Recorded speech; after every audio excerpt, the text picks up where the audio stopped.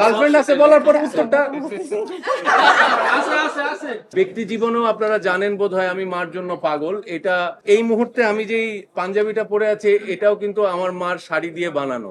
ভালো জিনিস থেকে তো নিতে তো অসুবিধা নাই। আমরা সারা জীবন না না আর আমাদের এখানে যেগুলো হয়েছে ওগুলোর নাম কি আমি বলি নাই, কিন্তু চাকরি থাকবে না আমি বলি নাই, কিন্তু এখান থেকে কেউ বলছে। এনিওয়ে জোকস অ্যাপার্ট, সবই হাস্যরস। বাট না হ্যাঁ, আমরা ওই পাগল ছেলেটা যেটা মানে মার জন্য পাগল, ব্যক্তি জীবনেও আপনারা জানেন বোধহয় আমি মার জন্য পাগল। এটা এই মুহূর্তে আমি যেই পাঞ্জাবিটা পরে আছি এটাও কিন্তু আমার মার শাড়ি দিয়ে বানানো, কারণ আমি ঈদের সময় উনার সমস্ত শাড়ি দিয়ে পাঞ্জাবি বানিয়েছি, তো এক একবার এক একটা পরি, আর কোনো কিছুই পরি না ঈদে।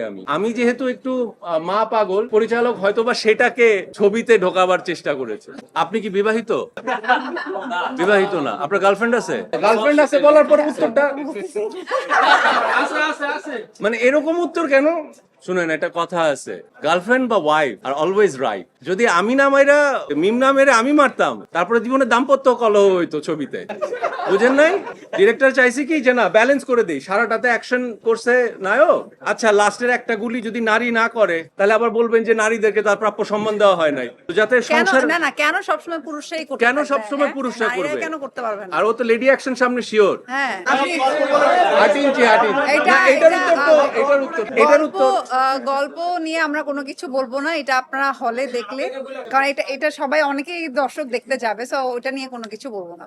এই মুভিটা আসলে শুরু থেকেই শুভ ভাই যেটা বললো, আসলে আমাদের অনেক কষ্ট করেছে এই কাজটার জন্য, এবং লাস্টের পার্টে বলবো, লাস্টে আমাদের যে আইটেম সংটা বের হয়েছিল এটা আসলে আমরা কোনো জায়গায় রিভিল করি নাই যে আমরা আসলে এই গানটা শুট করেছি 4 ঘন্টায়। সো একদম 4 ঘন্টায়, মানে আমাদের বৃষ্টি ছিল, আমাদের শুরু করতে লেট হচ্ছিল, সবকিছু মিলে, এবং ওই সিচুয়েশনে মানে আমাদের সারাক্ষণ মনে হচ্ছিল আমাদের একটা শট এক টেকে ওকে করতে হবে কারণ বৃষ্টির জন্য। সো ওই 4 ঘন্টাতে আমরা এই গানটা যে শুট করেছি এবং এটা দেখার পরে আপনাদের দর্শকের কাছ থেকে যেরকম রেসপন্স পেয়েছি ওইটা অন্যরকম ছিল। মানে আমাদের প্রজেক্টে এত সিরিয়াস ছিল যে আমার পাশে সঞ্জিত ভাই প্রোডিউসার, উনিও দেখতেছি সবকিছু নিয়ে দৌড়াদৌড়ি করতেছে। উনি প্রোডিউসার মানে পুরো শুটিং এ মোটামুটি মানে উনি সারা আফান ভাইকে মানে প্রোডাকশন বয় থেকে শুরু করে লাইটম্যান, ড্রেসম্যান, মানে প্রোডিউসার যখন এত আন্তরিক হয় যে এমন কিছু নাই, একদিন আমাকে বাসায়ও নামাইছে হ্যাঁ আইটেম সঙ্গের দিন। সো দের ইজ, তো এটা কেন বললাম যে আমাদের পুরো টিম, শাওন ভাই, আফান ভাই, আমরা সবাই, জি আমাদের প্রোডিউসার তো পরিচয় হয়েছে, বাট আমাদের শাওন ভাই, আমরা লাস্ট 1 মিনিটে আছি। আচ্ছা, আমি জানতাম না। হ্যাঁ, ওইটা আসলে আমাদের জামদানি শাড়িটা আসলে হুট করেই পরা হয়েছে।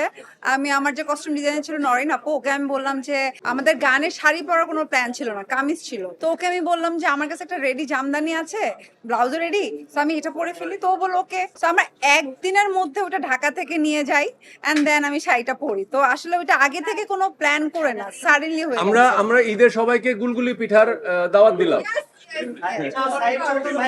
মাংস খান বা না খান, গুলগুলি পিঠা খায়।